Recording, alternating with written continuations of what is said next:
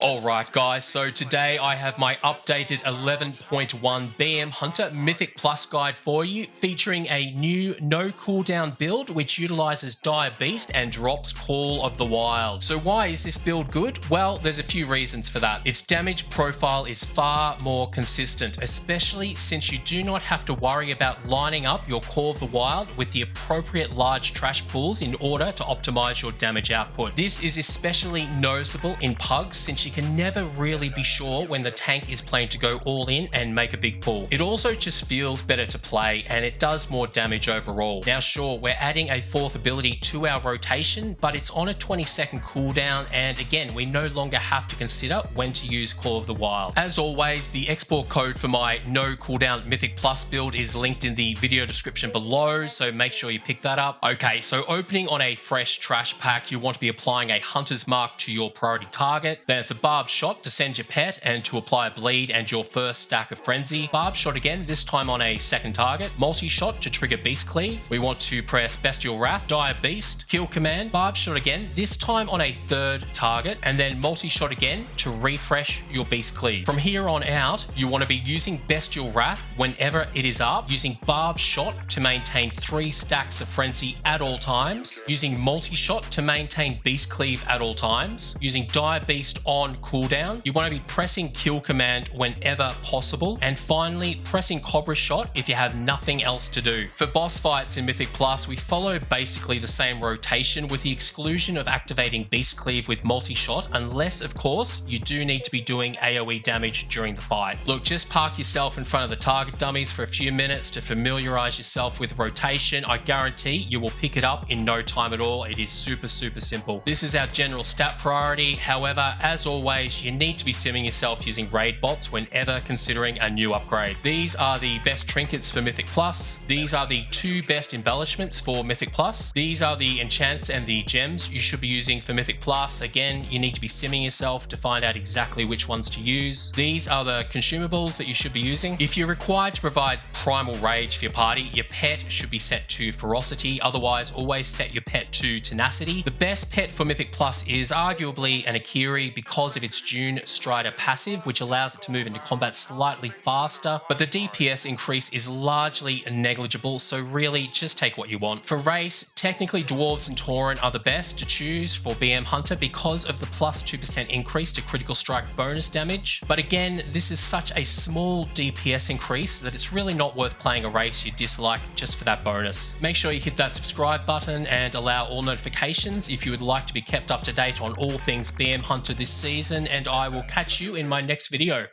Cheers.